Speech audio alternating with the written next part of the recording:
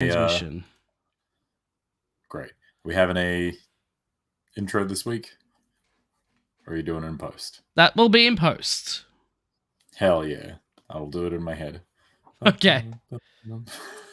Multi-stream. Yep. Okay. I guess this is the proper stream thing there. All right, here we go. You ready? Yes. That was like a huge. I heard that gulp. It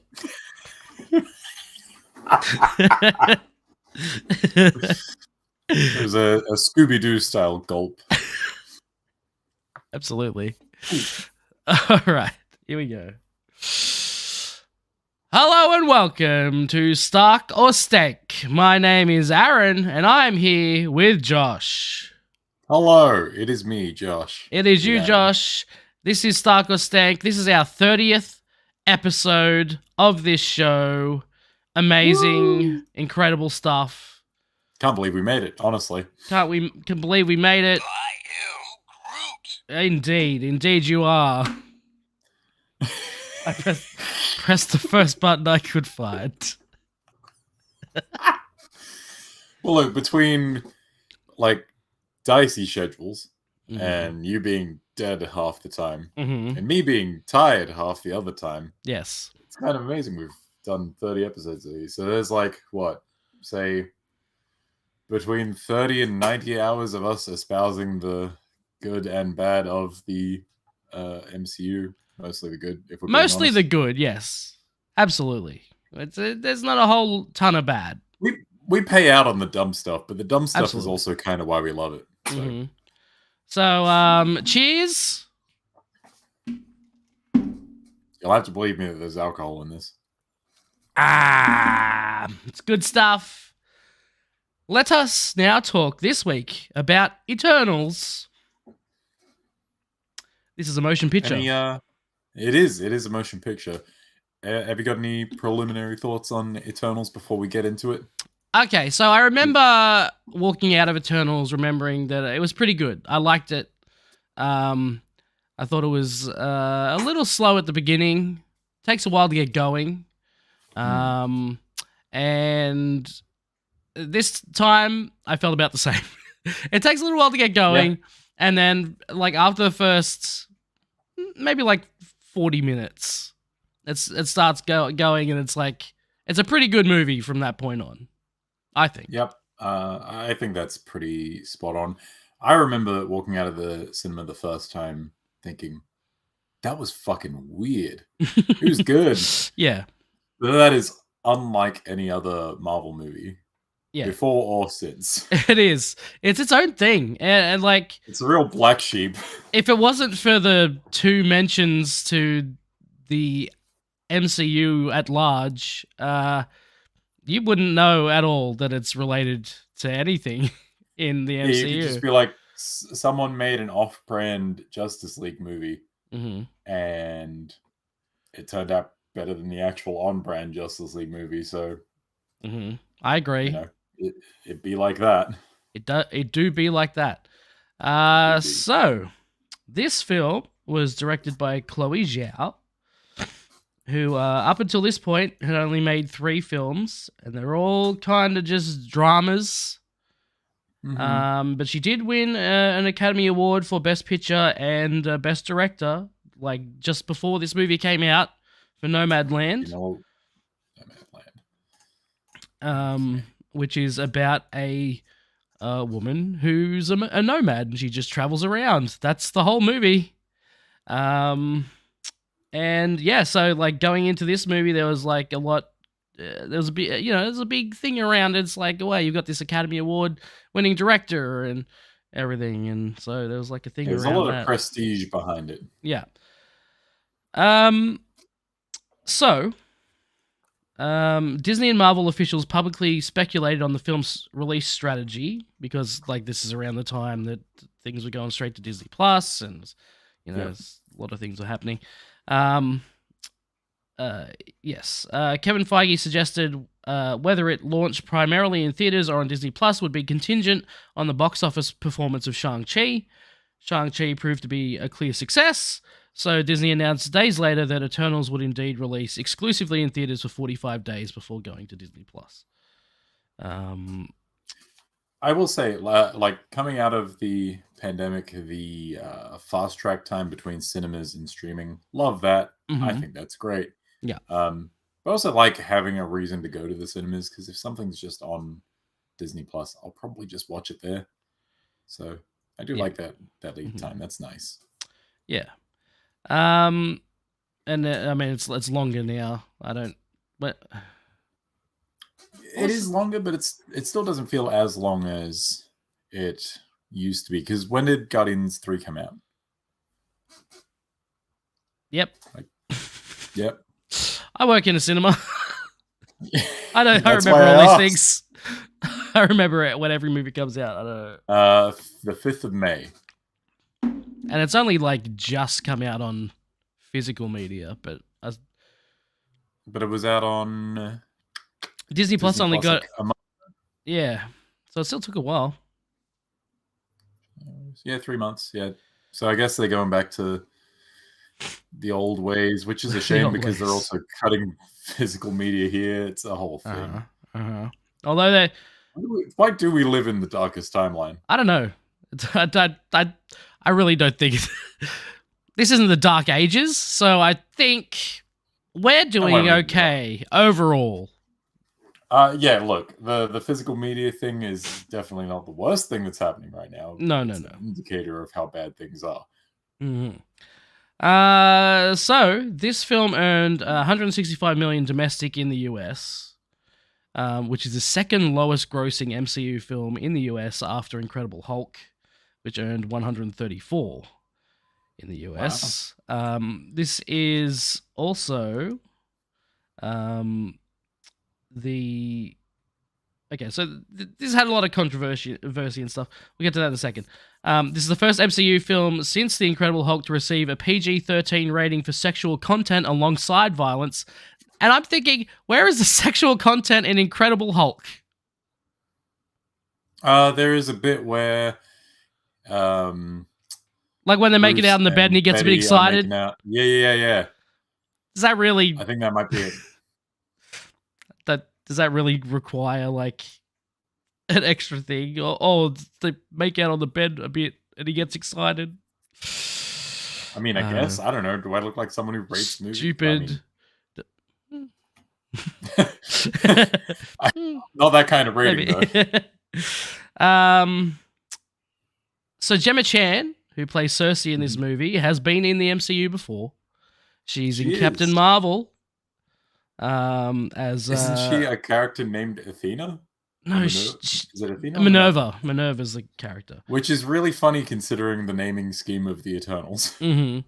Yeah, and so Kevin Feige, according to Kevin Feige, Gemma Chan being cast as Cersei was done because he deeply regretted that her talents were wasted in Captain Marvel and wanted to work with her on a film once again. Wasted in the sense that she was not a very big part in that movie, I assume. Yeah. Not wasted in the sense that movie was a waste. No, just the characters just like barely in it. Okay. As long as we're on the same page on that. yeah, no, that's not.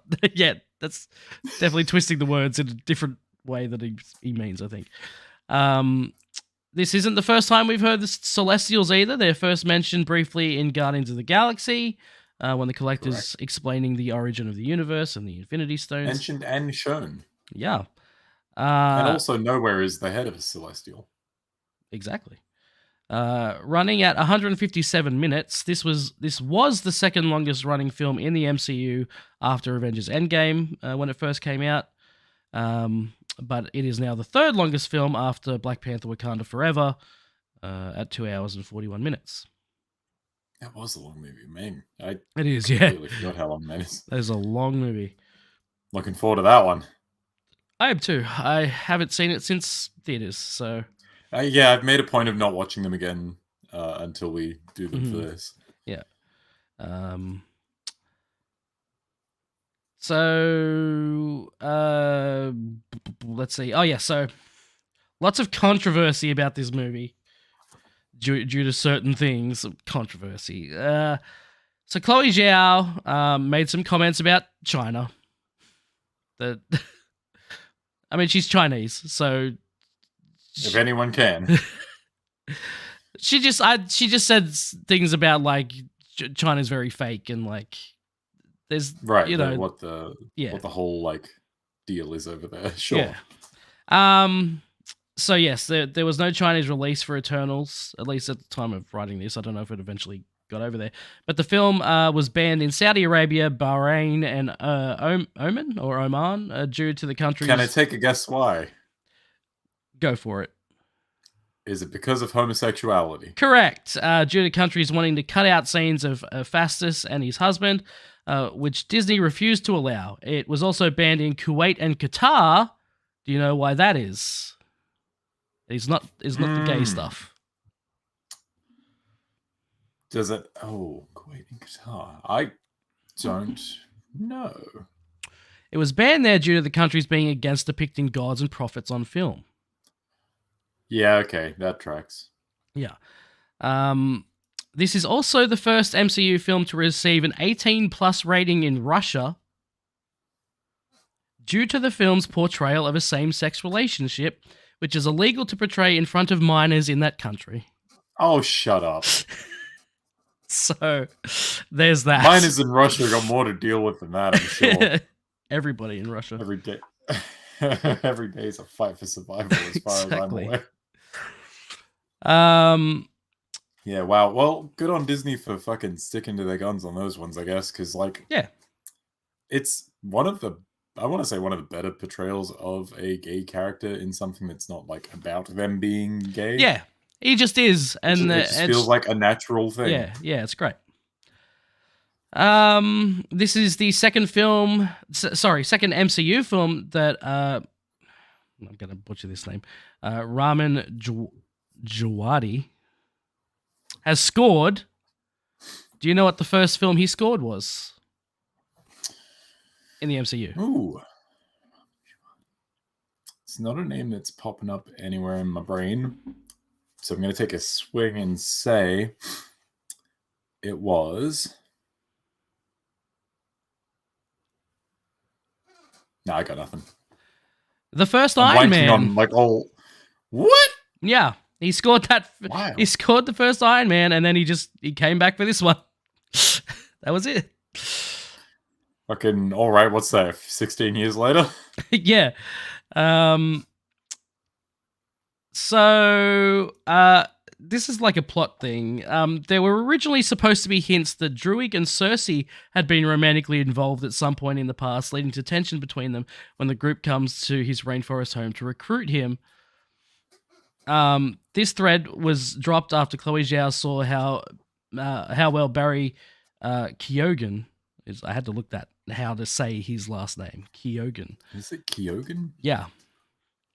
And Lauren, yeah, that makes sense. And Lauren Ridloff played off each other and decided to develop the relationship between Druig and Makari instead. Which is what Cersei's already got a boyfriend, and she's also was with the Icarus. Yeah, there's a thing with Icarus, and there's a thing with Kit Harington. We don't also need her being in a love. It's not a love triangle. That's a love square. That's a square right there. But no, because okay. I don't know. It's yeah. That's more of a love shuriken. Okay, sure. That would have been so dumb. So yes, good job getting rid of that. It would have been overloaded. Yeah, because like even the stuff between Druig and Makari isn't like overstated. It's just kind of there in the background. Mm-hmm. It's not the focus of anything. Doesn't take away from anything, but it doesn't really like it adds a nice little bit of texture to their relationships. But yes. I think adding it there would have been dumb. Absolutely. Dane's mentioned to having a strange uncle. In the comics, said uncle is Nathan Garrett, a supervillain and Dane's predecessor as the Black Knight. There you go. And can't wait for that to never be paid off. We'll see. I really hope it is. It's like, out of all the dumb things that have been planted in Phase 4, the Black Knight is one of the big things where I'm just like, come on, come on, give me the dumb thing. Maybe he'll be in the Blade movie. We'll see. I mean. So this 10 minutes into the movie, there's a dog. All right. I just saw this bit of trivia and I was like, this is This is it's dumb. What the fuck's there a dog? There's a dog that spots the deviant monster in the water. All Yeah, right. okay, yeah. The dog that spots the deviant monster in the water couldn't stop wagging its tail during filming. So the tail had to be digitally altered in post-production. We gotta digitally alter this dog to be less happy. He's just happy to be there, man. Can we also do this and like maybe Give him little tears. make him cry a little bit? I mean, look, I'd prefer them to digitally alter a dog to make them look sad in film than actually make it sad. Sure. Those people belong in prison. Absolutely. All right. So now let us talk about the plot of Eternals. How much time you got? I got all the time in the world. Is that a line in a movie? No. I don't know what movie. Maybe, I don't. In 5000 BC, a group of 10 immortal individuals descend upon Earth to protect humanity from the deviants. They are the Eternals, who have been sent from their home planet of Olympia on the Domo by the prime celestial Arisham the Judge. Throughout the centuries, the Eternals continue to relocate to other growing civilizations and defend them from the deviants, although they are barred by Arisham from interfering with human conflicts to allow them to evolve naturally. Two Eternals, Cersei and Icarus, would develop a close relationship over the centuries, eventually becoming a married couple.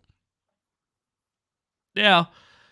This is going to be one of those weird synopses where everything sort of happens at once and then stops happening for a bit and then happens again because Probably, yeah. The structure of this movie does not lend itself to a nice, clean synopsis. No, things are kind of... It keeps flashing back and forward a lot.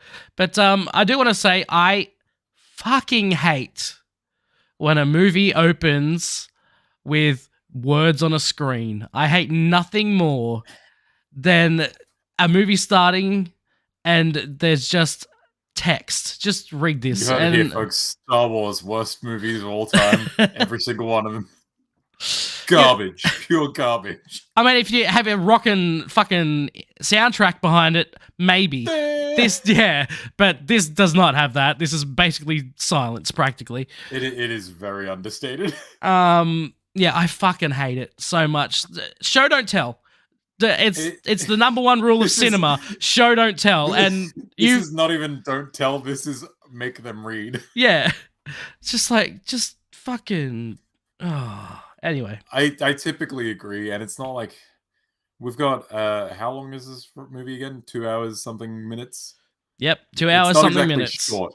No, it's not exactly short. I feel like in that runtime we could have figured out a way to make a nice little recap and bring people up to speed without just saying, "Hey, read this, read the foreword, fuckhead." Yeah, learn the law. I had it so much. It's it's an auspicious start to this movie. Yeah, it's also very different to everything that's come before. So you know what? It is fitting in that way, I suppose. I guess. I'll say it's better than a Nirvana cover song. I'll say it's better than that. Yeah, slow, moody Nirvana. Yeah, it's not much better, but it is better. It is better. Anyway, a very slow start to this movie. It's like they wake up on the ship and they look out the planet and it's they speak very robotically to one another. They do. Speak in full sentences, no conjunctions or anything. What even is that? Beat the shit out of some alien monsters and that stuff's pretty cool. Yeah. It is strange they speak English already, but we won't talk about that. With that kind of thing, I always feel like you just got to take it that they're not actually speaking English. It's just English for our sakes, the viewers. Mm-hmm. It's probably space Greek. Every movie should start like the movie Valkyrie. Have you seen that? Not recently. Bryan Singer's Valkyrie. Good old Bryan Singer. What a lovely fellow he is. Valkyrie starts with fucking Tom Cruise. And he's like talking German. He's like he's like writing a letter or something, and it's like German, Mhm. and he's like reading it out in German, and it like fades to English, and it's like, whoa, Yeah, okay. he's talking German, but now he's English, so you can understand. Every movie should start he's like doing that. for the sake of us, the Yeah, viewer. exactly. Or I mean, just go subtitles. Yeah, that's good too. I mean, I was being facetious. I was joking about the thing. I fucking hate Valkyrie. It's a dumb movie. Fair enough. I wasn't expecting strong Valkyrie opinions in this. Fuck Bryan Singer. X-Men 2 sucks. Suck a dick. What?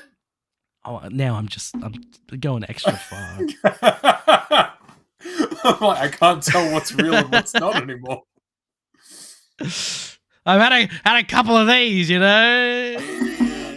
Yeah, I could do anything tonight. It's crazy.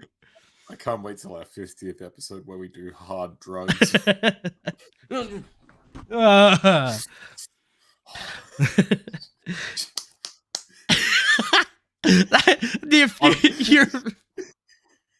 Your stream froze, and so I just heard the. But I understood what you were doing. You know, that was for the benefit of the podcast audio listeners. In 1521, the Spanish invasion on the Aztec capital of runs concurrently with. Oh, fuck. No. Give me your best. How many L's, how many O's, how many A's, and how many T's? There's an E, there's an O, there's a couple of T's, there's an I, there's an A. Some C's? There's a C and an H together. Is there a Q? There's no Q. No Q. Yeah, it's an easy one then. Tenochtitlan. Okay, I need you to copy it and send it into the Discord for me so I can take a crack. Okay. I'll do that. That's copy. And then a paste. Enjoy. Has the Tenochtitlan. word tit in it. Tenochtitlan. Mm-hmm. Absolutely. I know the CH is a hard K. Okay. So Tenochtitlan. All right. Runs concurrently with an attack from the last of the deviants. While fighting them off, Thane is mad weary. It's spelt weird. It's not just mad weary. It's MAHD for mad, and then WY apostrophe. Apostrophe's the one in the air. Yes, apostrophe RY. Oh man. Causes that makes sense. Causes her to momentarily turn on her allies, only to be stopped by Gilgamesh. The Prime Eternal Ajak offers to cure Thena's affliction at the cost of her memories, but Gilgamesh volunteers to look over her. See, this is halfway through the movie. This is halfway through the fucking movie. Yeah. Volunteers to look over her, conceding with the possibility that she may have to be killed if she turns again. Druig, frustrated with how the Eternals have been abstaining from human affairs, deserts them to end the Spanish conflict himself. With the Deviants seemingly eradicated, Ajak releases the Eternals to go their own ways in the years since Icarus would abandon Circe as the other Eternals await their return to Olympia. So this is just like it's making the movie chronological. Here's the two big things that happen in the past storyline that's going on here. Mm-hmm. And they've just mushed them together at the start, and now I assume the rest of the synopsis is going to focus on the modern day stuff. Yeah, which is fine, I guess, but it really does lose a bit of the impact of the structure of the movie, which I think is kind of cool. How it keeps jumping back and forward.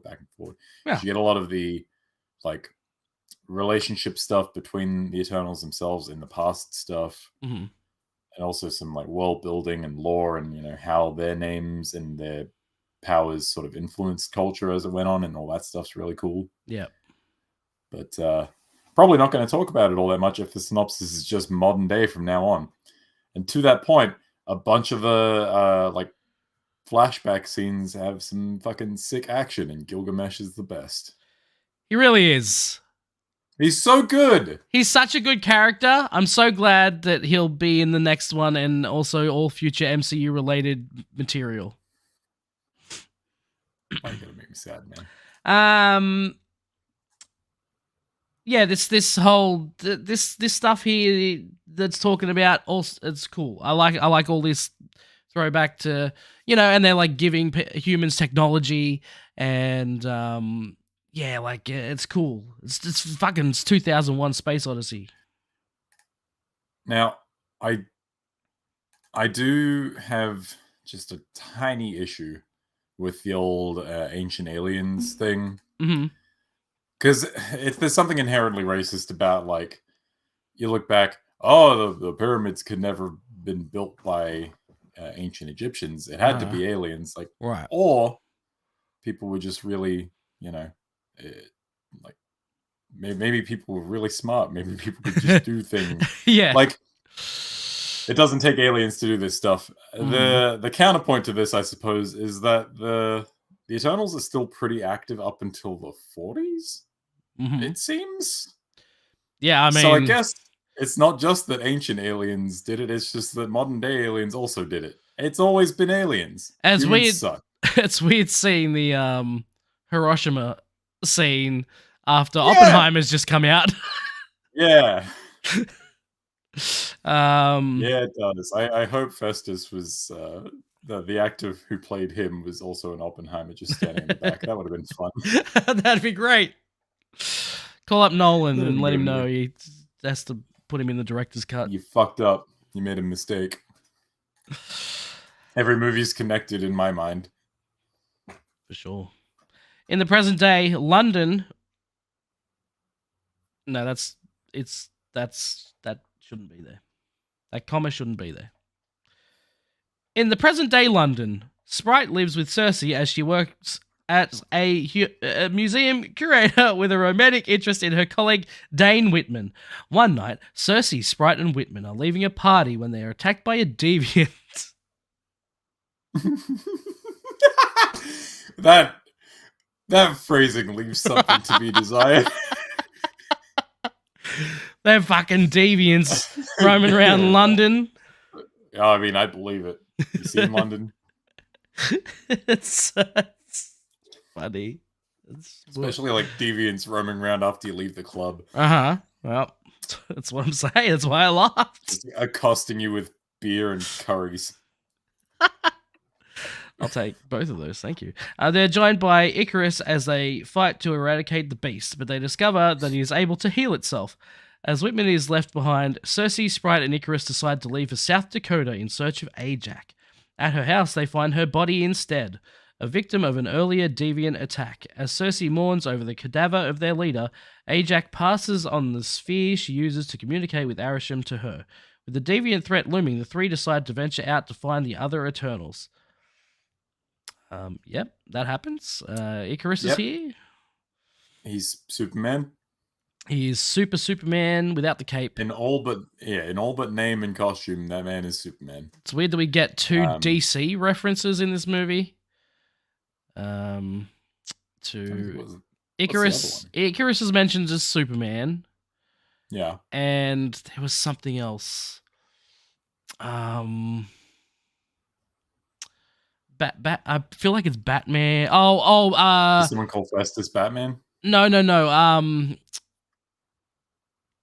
Who's the driver for Oh yeah, okay, his valet. Yeah. Says, oh yeah, like Alfred, Batman. yeah. Yeah, okay. That is weird. That is weird. So we now know like DC Comics exists in the Marvel universe. Yeah, as a property, not a real thing. Yep.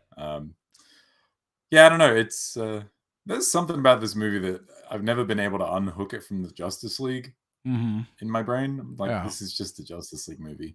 This feels like, what if Zack Snyder made a good Justice League movie, but then just filed off all the names? Yeah. What if Zack Snyder made a Justice League movie that had like color and also, but not too much color, and also like likable characters, but not too likable. I like There's a couple of really likable ones. Yeah. No, I see. I don't know if I agree with that. I would say that there are a couple that are really likable and they pull a lot of the weight, and then the Fair rest of them enough. are just fine. Like none of them are hateable, No. except for one, maybe two. I don't hate any of them. I think they're all fun and they all have their own Yeah, personalities and hateable's a strong word. Mhm. One of them I don't particularly like, but he works within the context of the story, so that's fine. Everyone else is like, they're fine, and then Gilgamesh is there and he's fucking rad. Cersei's fine. Which one do you not like? Let's get that out of the way. Which one do you not like? Icarus. Like Because he's before the reveal? Yeah, before the thing. Oh yeah. Because he's the Superman. He's Right. the Captain America. He's just kind of boring and upstanding guy. And you love Captain America. What the fuck? Yeah, because Captain America's got some charisma behind him. That's true. He doesn't really have much in the way of Riz, as the kids say these days. Yeah. I don't know. Icarus works in the sense that he's an alien robot man that never quite got the feel for being human. Right. And that works for him. I think that works for the character. Especially after the reveal. Yes, 1000%. Yeah. I think it works in the context of the film. I still don't like him. But he is also technically a villain, so yes, you're not supposed to like him. I guess you can, but you can also there are likable villains, sympathize. So I can sympathize with him, sure. Yeah, I get it. All I'm saying is he's not super likable. Right. There are a couple that are really super likable, but he ain't one of them. What are your feelings on Druig? I like him a lot. I like as a character, but also he's doing questionable things. And he seems like the kind of guy who would rub me the wrong way if he were a real dude. But I do like his attitude because he's kind of doing the right thing, but he's also doing some dirt ass bullshit along the way. Yeah, exactly. Like he's interesting, maybe not likable. Right. Sprite's fun, but also kind of a bastard. So yeah, understandably so. The ones I think that are actually likable: Gilgamesh, Cersei, Fina, and Festus. Yes, I agree. Those are the four. Yeah. I'm glad nothing bad happens to any of them. They all live a happily ever after. But hey, that London action scene's got some neat stuff. You got what about Kingo? Showing off their powers. Yeah, Kingo's fun. I forget about Kingo because he doesn't. I don't know. He's the flashiest one, and yet he just doesn't do anything that really. He's the comic relief a lot of the time. Yeah, and that kind of doesn't get to be the interesting stuff.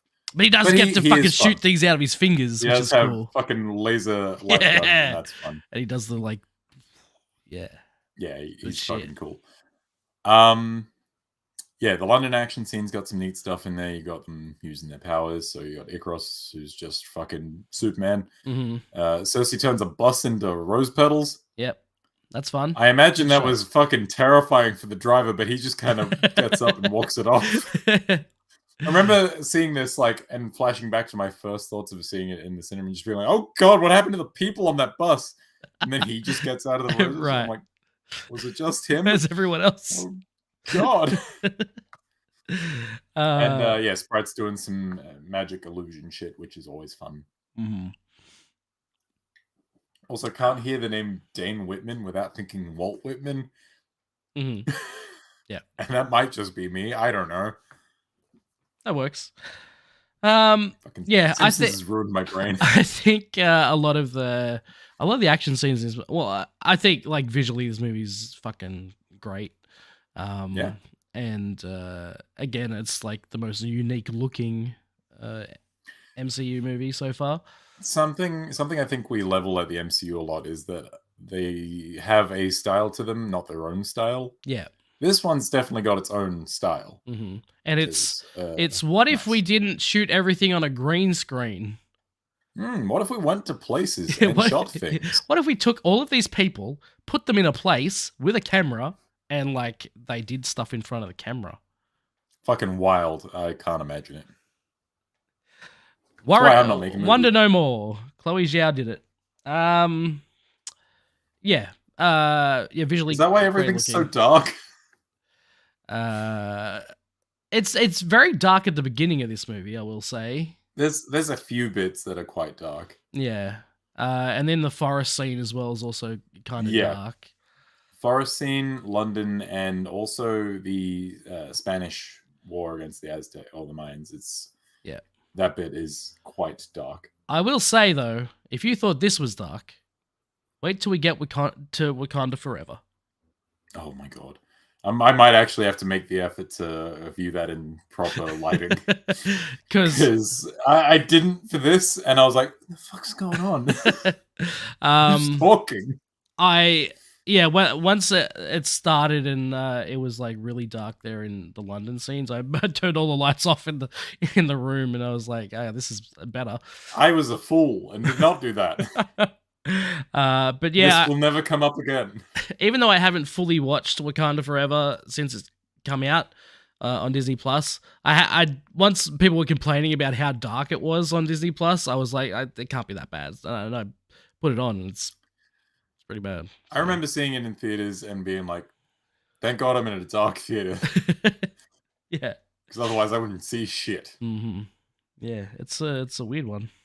But anyway. But I do wonder if that lighting thing is a result of shooting on location and having to light things with a whole setup. Yeah, possibly. I don't know. Or if it's just a visual choice, in which case, fuck me.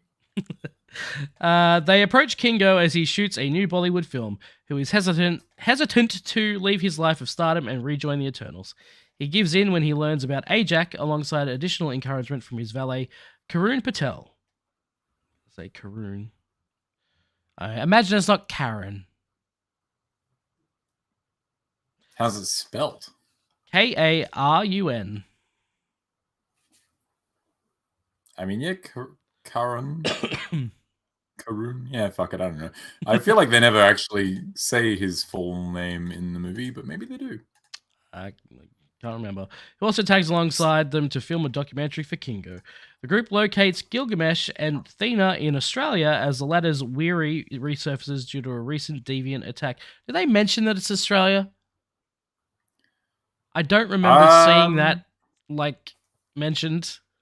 I definitely, clocked it as Australia immediately, but I don't know if it was ever explicitly said. You'd think that I would know this because I did watch it less than 5 hours ago. You would think so. You would think. My memory's going bad. I'm dying. You got that mad weary. Oh, God. Oh, he is dead. He's gone forever. Holy shit. The mad weary got him. Josh, come back. Come back from your mad weary. That was amazing timing. Oh, fuck. Every time. Every time you get that mad weary, you just disappear. Yeah, well. After examining Thena's artwork she had painted during her episodes of Weary, which visually sounds like she's watching a series called Weary. Yeah. And she's I'm watching my stories. It's just a show I have on while I'm painting. I've got that. Yeah, for sure. She painted visualized memories of planetary destructions in the past. Cersei uses the sphere to successfully establish a connection to Arishem. The Prime Celestial reveals to Cersei that Olympia does not actually exist. Instead, he had engineered the Eternals in the World Forge. He had also created the Deviants to eradicate Earth's apex predators and allow intelligent life to thrive. But a critical design flaw led them to evolve and become predators themselves. That scene is where I sent you the paraphrased Simpsons quote. Yeah. We're like, well, now we're just gonna... Don't we have a deviant problem now? Yeah, we'll just make the Eternals and send them after them. But now we're overrun with Eternals. But that's the beauty of it. We have these gorillas that thrive on Eternal meat. And we just got gorillas. But then we just wait until winter. And they all die off. Yeah, it is Arishem is not the most forward-thinking celestial. He's not. I What if created there's an these issue with the Eternals? things. We'll make something even stronger, obviously. Yeah, exactly. You can't just keep making stronger things, Arashim. Uh, That said, Arashim is big. This is the second or third time he shows up in this movie, and just every time he rocked up, I remember seeing in the cinema just being like, "Fuck me, that guy is massive. I hate this." yeah. Real cool. It's. I want to do a VR experience with Arashim where I'm in his hand and I'm like looking up at him. I absolutely do not want that. As a very large man, I have a I have a horrible phobia of things that are much bigger than me because I'm used to being the biggest thing in any given room. Fair enough. I am the apex predator. Oh, hey, since when do museums like have classes? Sorry, we kind of skimmed over this at the start, but like, what the fuck? I don't know. Is that a thing that happens in London? All our English listeners, hit us up. Let us know, please. Yeah. I don't know what kind of weird museum school they have in the UK, but So a couple of things. I really like the documentary that Patel is making alongside their like trip to Australia.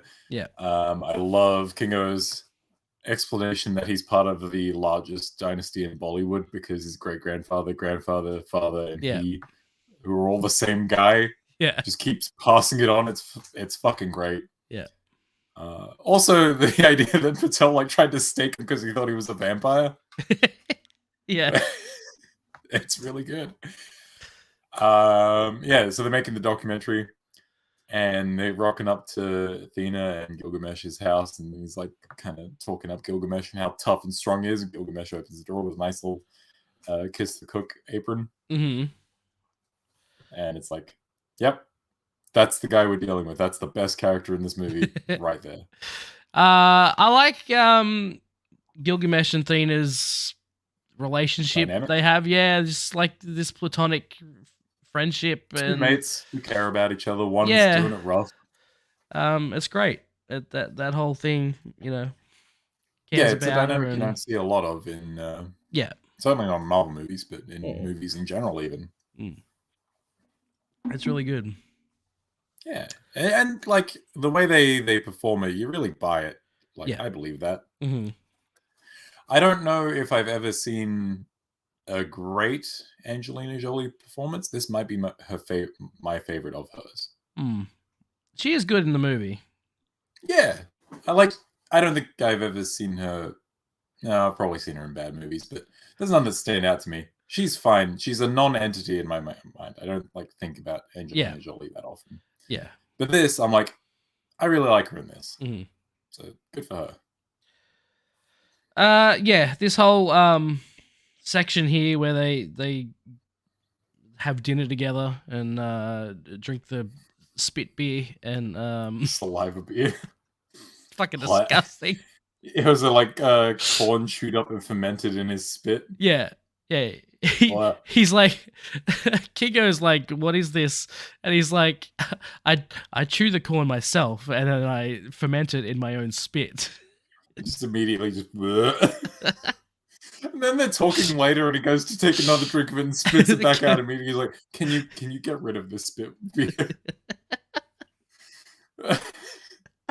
That is also the scene where Gilgamesh is making fun of Sprite for being a kid forever.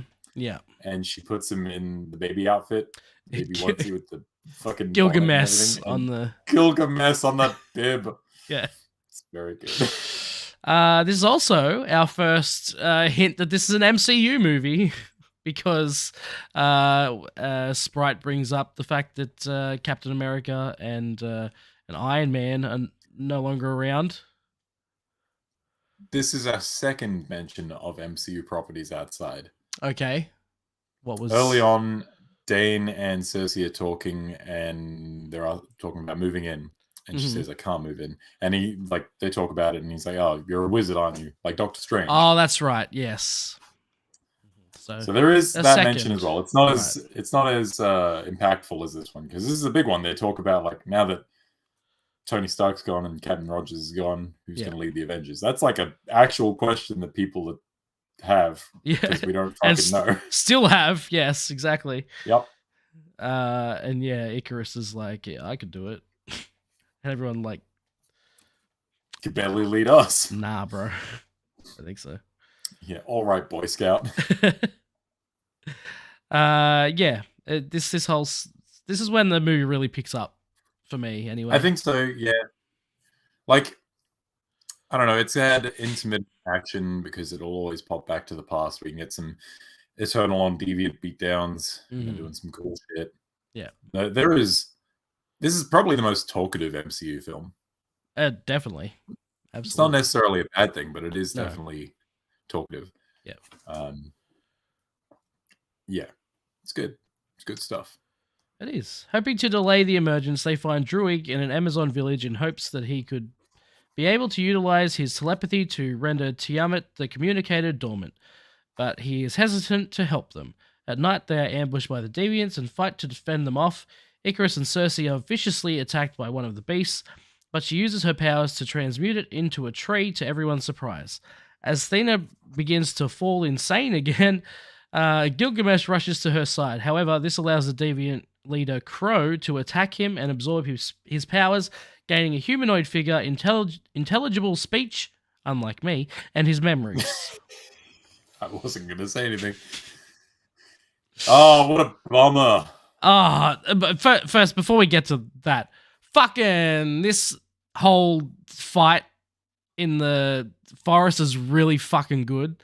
It's so well shot. It's really cool shit. And it's brutal as fuck. Like, the people Deviant get thrown through houses and shit. Yeah, like, Deviant lands on Icarus and is, like, holding his head down. He's, like, trying to, like, get him with his laser eyes, and he just can't. And hey, how deep is that pool that Cersei gets pushed into? That's what I was thinking. Because I have questions. Because immediately after that, she's standing in there with the deviant tree, and it's like coming up to her knees. But when they fall in, she's like a good meter and a bit under the water, like. I know. I had the same. I have questions about the depth of water. Okay. Verisimilitude. Yeah, this whole scene's great, and Kingo with the fucking slide and head blast. Mm-hmm. Fucking sick. Everything Gilgamesh does. Every time he punches a monster, I'm just like, fuck yeah! Mm-hmm. They're really good punches. And Druig's like controlling everyone with their shotguns. Oh yeah, and they're all like aiming, firing, reloading it in sync. It's creepy as fuck. Yeah.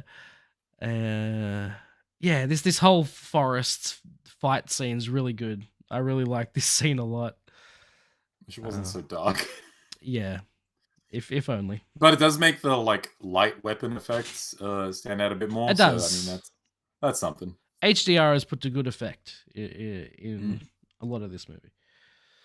But yeah, Gilgamesh gets taken out. Also brutal, the way they fucking. Oh yeah, he's like strung up. Yeah, and getting his life force sucked out of him, and Thena's there having a rough time. Yeah, she's just watching. She's just like having a bit of a breakdown. I'll just watch this, and I guess I'll have a cry about it later. I mean, yeah, I had a cry about it then. Because the most likable character in the movie was gone, and it's rough, but they definitely made the right choice, because if they killed anyone else, I wouldn't not care. Have cared half as much. No, absolutely. Cersei, I wouldn't believe it, because she's clearly the main character. Icarus wouldn't believe that, because he's also a main character. Yeah, Druig, he's cool. I don't necessarily like him at this point, but he's cool, and I'd be like, oh, that's a shame, we just met him. Yeah. Sprite, they wouldn't kill a child on film. I guess. She's not technically a child. Yeah, but she looks like a kid, and that's enough. I guess. Unless you're an anime fan sometimes. I doubt they would kill the comic relief, so Kingo's safe. And Yeah. I mean, like, it really would have just been Gilgamesh or Athena, and either one of those dying would have been like, oh, that's a shame. Yeah. But they definitely kill like the happier, nicer one. Yeah. It's. I think I mentioned this last week. It's like from the fucking Joss Whedon school of who are you gonna kill? It's like The one that everyone likes. whichever character everyone empathizes or or likes the most is gonna get it. Because then the rest of the movie is like you think anyone can die. If the character you like the most dies, anyone can go. It's true. Some real George R.R. Martin shit, except without the the George R.R. Martin stuff. Yeah. Yeah. Yeah. Yeah, damn shame about that, but yeah, like it's definitely the right choice. Yes, I agree. Shame we won't see him again because I love sucks. the actor whose name I would absolutely butcher if I tried. Uh-huh. Ma Dong-suk? Is that? Yeah, sounds great. Nailed it. Anyway, he's great. He is. Go watch He's Train to really Busan good. If you haven't. Not for a while. But yes, very good. Before fleeing, Crow pledges to kill the Eternals for their actions towards the Deviants. I'll kill you later, he says as he's running away. I'll get you next time. With his last words, Gilgamesh successfully gets Athena to remember who she is, curing her of the affliction. The old Mufasa. She cured? Remember who you are. I don't think. I mean, she doesn't do it again, but like, also, there's nothing stopping it from happening again. Yeah, I don't know. It was all psychosomatic. Okay. The rest of the Eternals mourn the loss of their strongest fighter with a cremation, with Athena scattering his ashes in the river. Druig proclaims that he is not powerful enough to affect a Celestial, so they head to Chicago to seek out Festus, who had long abandoned mankind and his technological ambitions after his technology was used to create the atomic bomb. However, he has newfound hope for humanity after finding a new life with his husband Ben Stoss and son Jack Stoss. He initially refuses to leave his family, but relents after Ben convinces him to fight for Jack's future. It's a weird thing that this, like, it's not even just the synopsis that does this. The actual movie does this, where they're like, oh yeah, Festus has lost all hope and faith in humanity, and he abandoned his humanity long ago, and they show the Hiroshima scene, and then they show him there with the family, like, doesn't seem like he abandoned humanity at all. If anything, he's the most in there that any of you are. Yeah. Yeah, I mean, obviously at some point he moved past that. But also he's still using his technology to like protect them and making the windows barrier, like light barrier shit. Yeah. Definitely not making tables out of vibranium. No, that's not doing that. That's IKEA Fall collection right there. So yeah, was. I mean, it still is. It's just you've got two of them now. Two of them, and neither of them are useful. Yeah, this is all really good. This is a good scene. Like it. Nothing really more to say about it. It's a nice scene. I think Festus. I've been saying Festus. It's PHA. So Festus. Yeah, because it's supposed to be Hephaestus. Right. Yeah, so Festus is probably up there for second most likable without just being comic relief and funny man. Yes. Just because, like, he's the most relatably over it all. Mm-hmm. I am also over these gods and their dramatic bullshit. Yeah. Suck it up. Yes. Yeah, he's really likable, and he does cool tech stuff. I don't know. He does this a lot. Kind of like God Batman. Right. In this Justice League analogy, he is the Batman. I was thinking at one point when he's doing some of this hand stuff with the technology, I was like, I want to see what this looks like without the glowy stuff. I You want to just see them how doing it goofy live. it looks. I want to see how goofy and also like how much of it is like pre-planned, or if he's How just many doing times did random you do it? Are you shit. just making.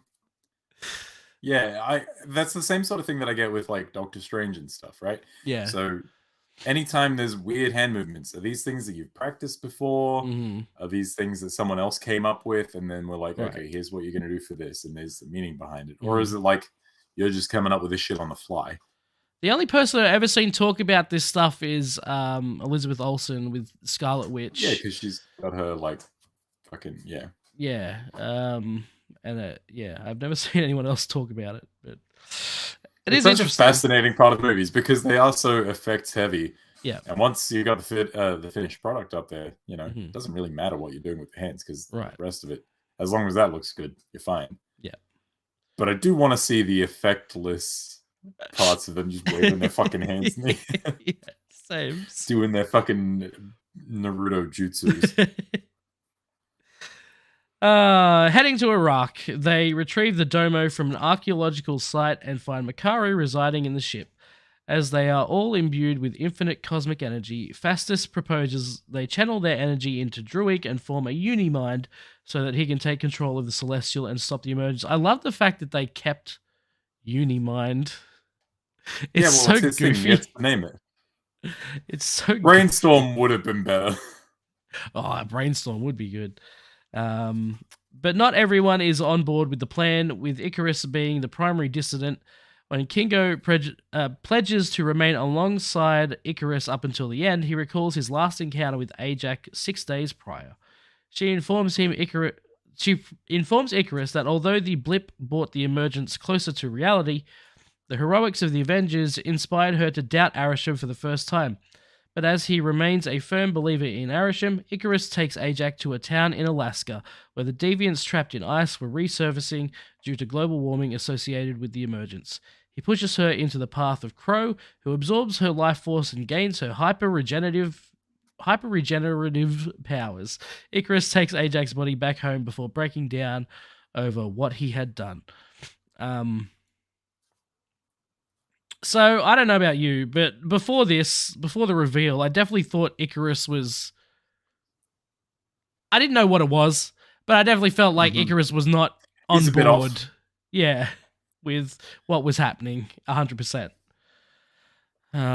Yeah, well, he's definitely the most robotic of the lot. He's kind of a I serve my function and I serve it well kind of guy. Yeah. Definitely get that sense from him. But yeah, I don't know.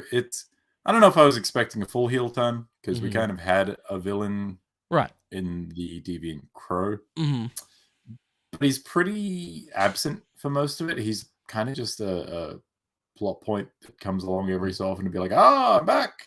Yeah. Someone's dead now. Bye. Speaking of absent, where the fuck's Makari been? The fact that she's hardly in this. And the ship. But also gets to do some of the coolest fucking action. Oh yeah, no, every time she does like the multiple quick succession like blasts into someone, it's so fucking sick. God, I wish we had a good Flash movie. Yeah, that's the thing. It's like the fact that this does super speed powers way better than anything the Flash has done in a DC movie. He doesn't even have to run like a fucking idiot. Doesn't put any babies in any microwaves. Nope. Wow, amazing. It's so difficult being a speedster. Look, even fucking Quicksilver was doing better action scenes than the Flash. Both of them. Yes. Either Quicksilver. Either one. Yeah. Yeah. It's the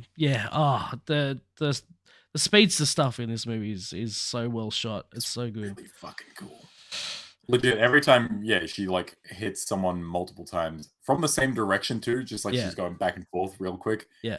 And the sounds of her hitting things. Yeah. Fucking perfect. It's so fucking good. It's really good.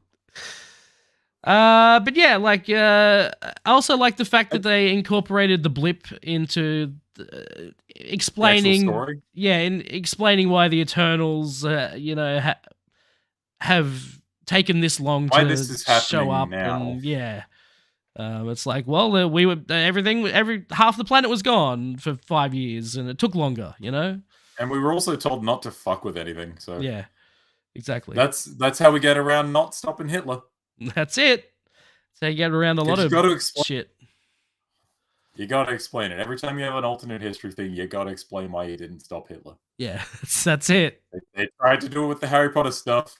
It did not work. Mm-hmm. It's bad. Yep. Hey, do you find it funny that they finally find Makari, and the first thing they tell her to do is fuck off and find something? Yeah, it is. That's funny. Also, interesting choice to I assume the actress is deaf. Yes. Yes, she is.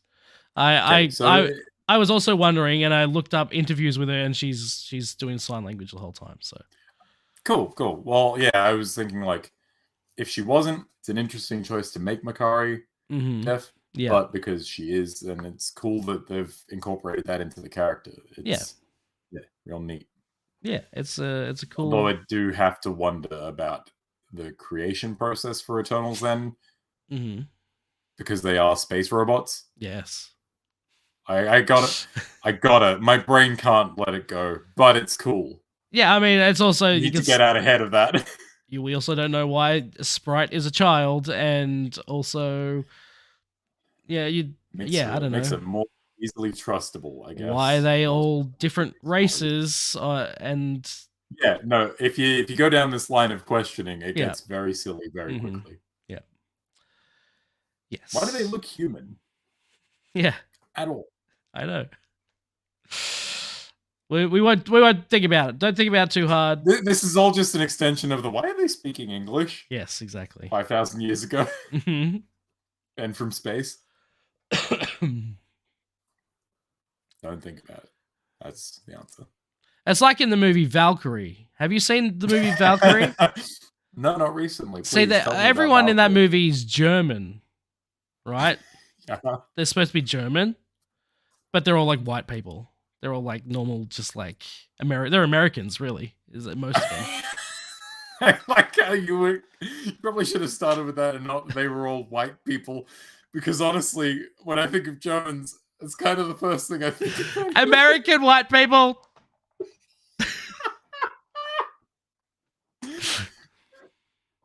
All those Asian Germans. White Americans. In the 40s. Yeah, I definitely didn't think about that. Anyway, let's move on. Where are we?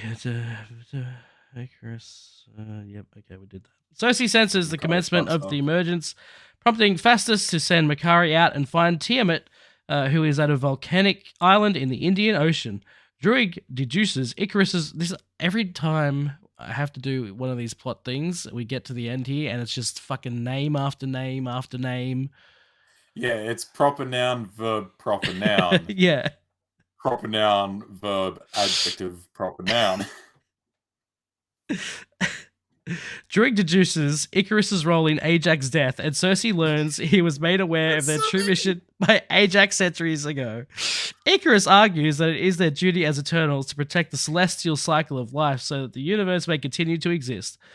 When Kingo threatens to attack Icarus, Sprite decides to leave with him. As he does not want to face Arishem but wishes not to fight his friends, Kingo also departs along with Karun. Athena convinces Cersei to continue Ajax's mission as her successor and prevent the emergence from eliminating all of mankind.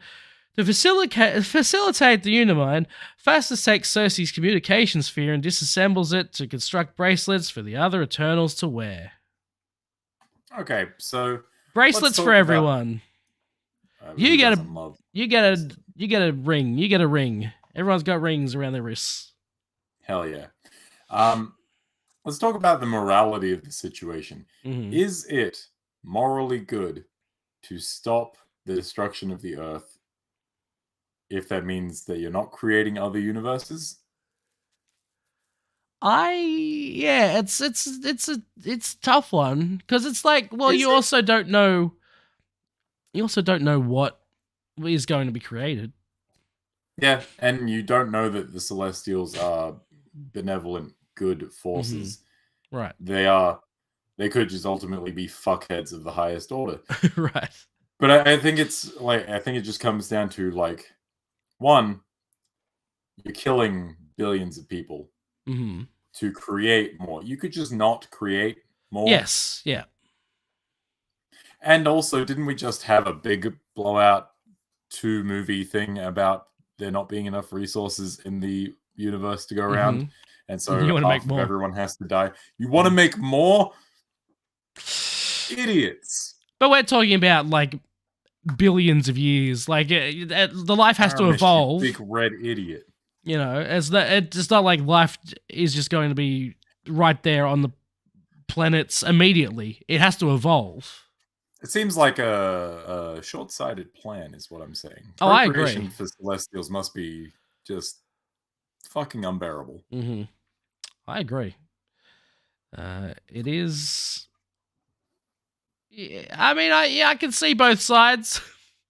I don't know, but also I cannot. One of these is a bit too big picture for but me. I can also understand maybe why the Eternals would want to not kill everyone on Earth. So Yeah. I get it. Yeah, totally. Especially after being there for 5,000 years and some of them being more ingrained in society than others. Exactly. Fucking robot boy Icarus. He'll be a real boy one day, and it's not today. Mm-mm. At the island, Cersei, Thena, and Makari lend their energy to Druig and allow him to connect with Tiamat, but Icarus blasts him into a hole and destroys the Domo.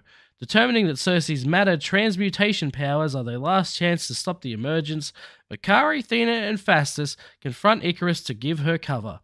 Crow attacks the Eternals and nearly kills Makari, but Phastos knocks him into a cave where Thena follows him into. That's a weirdly constructed sentence. Sure is. Sprite projects an illusion of Ajax to distract Cersei before stabbing her with a dagger. Ashley is constantly mocked for her childlike stature. Sprite envies Cersei for being able to live a full life among humans, hoping that the emergence's aftermath would allow her to be reborn as a full-size life form. Druig recovers and knocks Sprite out, but he is unable to utilize his powers against Tiamat again, forcing Cersei to face it alone as Celestial begins to rise from Earth's crust. This is like this is a blow for blow every second of this action really scene. You need to take a break? That's the end of that paragraph. That's the end of that. Okay, well, man, look, I get it. Being made fun of for being short for 5,000 years probably gets old fast. You'd probably be over it by day you 2, tell me. at least. Day 2? Yeah. Jesus. I don't know if it's great justification for the heel turn of let's just blow up the Earth. Mm-hmm. Because I might get remade as something not a kid. That's not her only thing, too. She also has a thing for Icarus. So. She also has a thing for Icarus. That charisma vacuum Pinocchio boy. Again, the action in this scene is very good, especially Makari. The Justice League fight Superman is fucking sick. Mm-hmm. Yeah. Everyone's fucking going for him.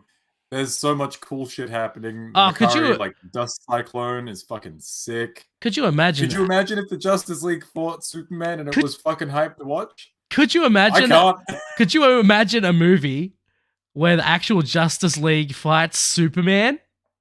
Could not. It and then seems so far fetched. What if they made like a 4-hour one? Could you imagine it? I want to die just thinking about that movie. Yeah, again, we get more of like the multi-hit shit from Makari, the Dust Cyclone, some cool fucking tech shit from Festus. Mm-hmm. Thena's there with rad light weapons doing cool shit. Yep. It's fucking dope. And then Crow shows up and it's like, yeah, we'll fucking I'm back kill again. you too, I guess. Time to kill some more people. Hey, it's me, the villain, I guess, ostensibly. Oh, what do you mean I've been moved down the card?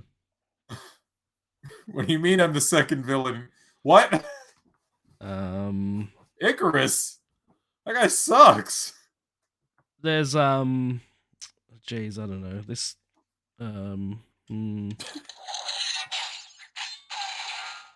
That's Thena That is slicing me into bits. That is an accurate representation of the sound effects. Needs more sonic booms for when Makari shows up to do cool shit. But,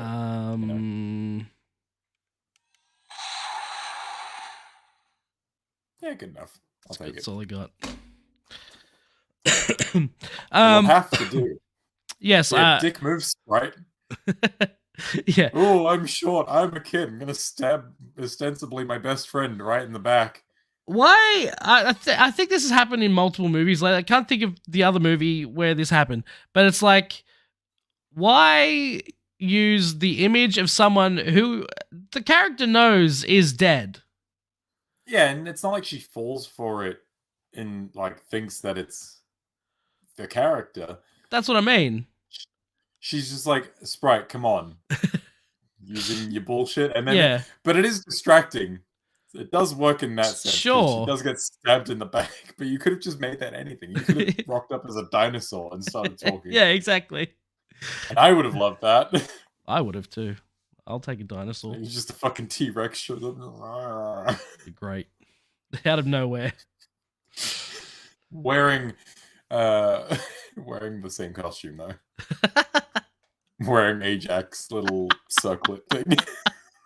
With Selma Hayek's voice. Yes. I mean, that's just made this movie infinitely better. That's 10 spots in the ranking right there that you've lost. All right. I'm going to have to do my edit now. Edit T-Rex with Selma Hayek's voice. Oh, fantastic. my I God. can't wait. It's It'll going to be be a a close while. second to your what you say. Got to figure out how to make Figure out Blender. how to make computers do things.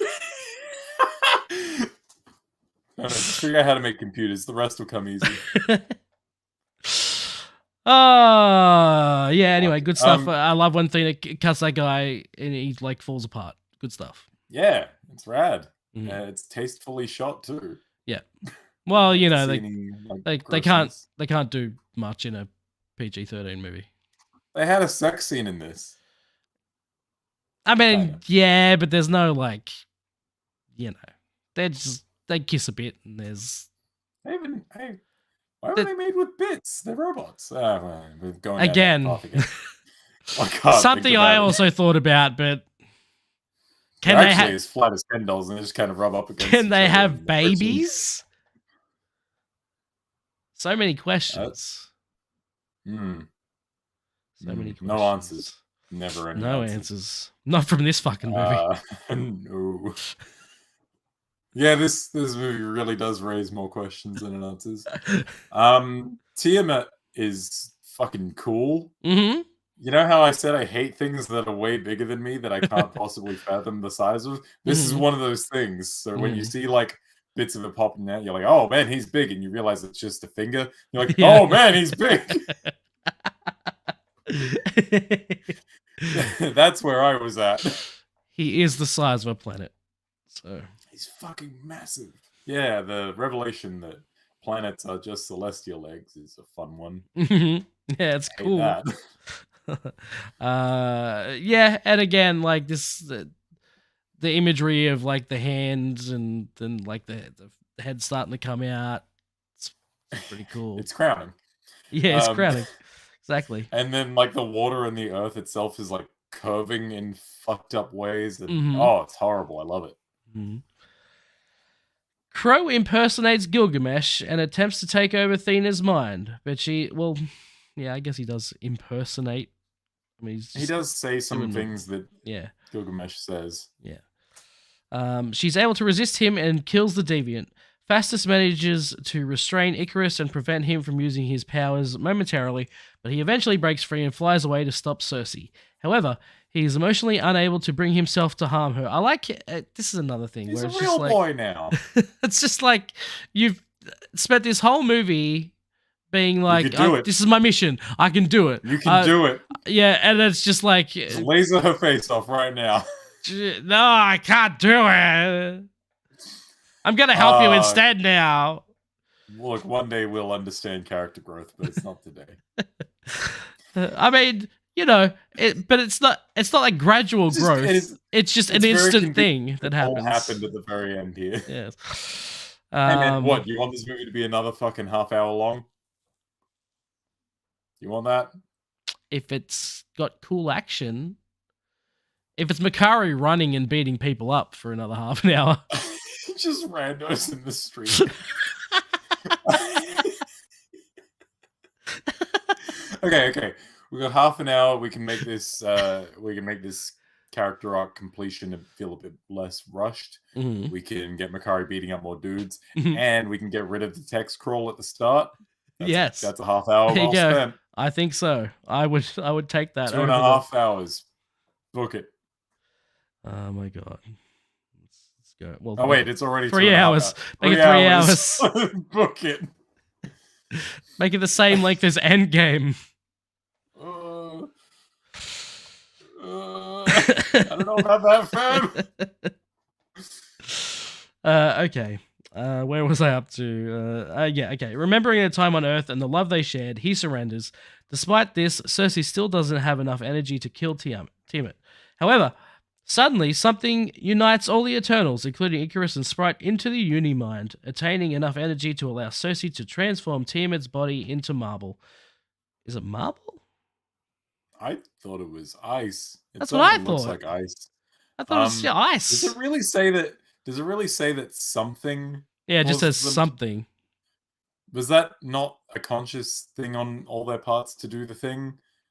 Well, it's the fact that Icarus is a part of it and he doesn't have a ring, right? He doesn't have a thing. I had never thought about that too hard because I was like, oh, good, we're wrapping up. Yeah, no, Icarus wasn't a part of it, but he still does it. So, don't know. Okay, that might be a bit of a fucking plot hole there. It's just not explained. When the synopsis says something. Yeah. And this is a synopsis that goes pretty blow by blow for a lot of things that it doesn't need to. Right. Guilt-ridden, Icarus apologizes to Cersei before fleeing Earth, flying directly into the sun.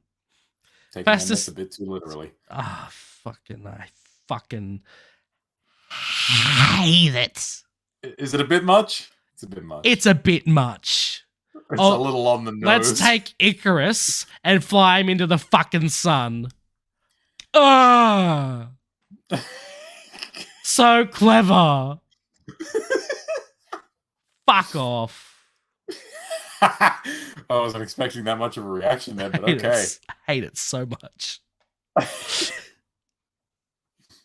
You must love Deus Ex Human Revolution. I haven't played enough of it to know what the fuck you're talking about. Oh, okay. There's a lot of Icarus imagery and flying too close to the sun and such. Well, that's fine, but it's like when your character's name is Icarus. That's Icaros. That doesn't fuck with an O. God damn it. Fastus deduces that it was Tiamat itself that initiated the Unimind.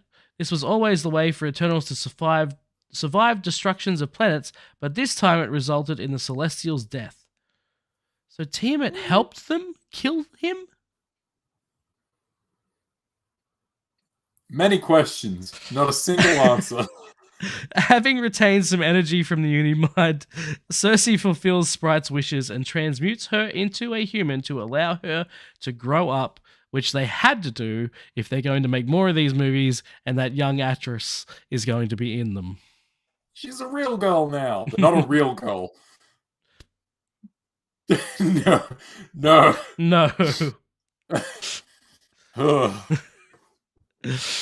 They really fucked up calling them real. Know what I mean? Mm.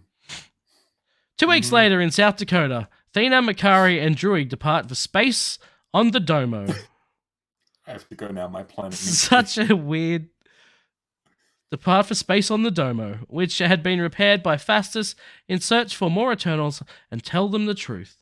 Back in London, Sprite bids goodbye to Cersei as she moves out with Kingo to attend school. Cersei is out on another date with Whitman when Arishem dramatically appears outside Earth's orbit. For sabotaging Tiamat's emergence, he abducts Cersei, Vastus and Kingo to evaluate their memories for a final judgment of the humans, sparing them for now. That is one hell of a dramatic entrance. Yeah, it's Yeah. like the storm clouds and everything, and then Mhm. his eyes show up in the storm clouds, and then Yeah. there's a sonic boom that parts the clouds, and then he's Uh-huh. just there. And Yeah. it makes me think, is everyone in the southern hemisphere seeing his balls? I want that movie. So like upside down. What about if it's just like this? Like, what about? Right, there's this movie that comes out. They don't tell you it's a part of the MCU. It's just a movie that just comes out. It's like just a romantic comedy, just a fun, fun movie. And then right at the end, like I don't know, the two lovers are like sitting on the beach together, and they're like looking up at the sky, and all of a sudden, just balls right there in the sky, and then credits. And that's it. I will say, just like the idea that two big dangly red legs are just flopping up over the sunrise, like he's treading water.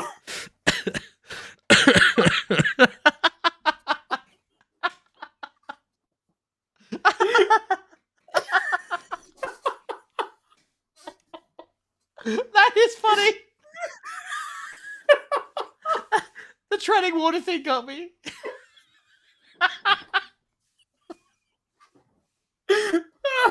Oh no! just like, Yep. Just pedaling slowly. Oh man. Oh fuck. that is funny.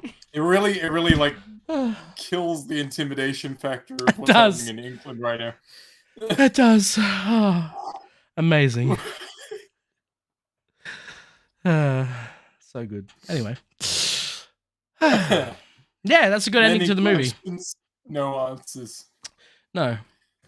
Yeah, I like this, and they get taken, and yeah. Zoom up to space. When will we see them again? Who can say? I don't know. Eternals will return. That's what it says. Quick to tell us. That's what it says at the end. But we do have Weird that it has like the logo and then text. Yeah, instead of just like Not like sure I all the like other ones that. just have. Although it's Text. I'm trying to remember at the end of a Most recent of them have just movie. white text. Yeah, like at the end of Love and Thunder, I'm pretty sure it's just white text. But I feel like most of them are. Even when it was Thanos will return, that was just white text on black. yes, but I'm saying there was a recent one. Yeah. That I'm trying to think. I don't know. Was that black on white? I feel like it had like special writing for the name of the person. Could have. I cannot recall. I will have to check on Disney Plus after this. Fairly unimportant. We do have a post-credits thing.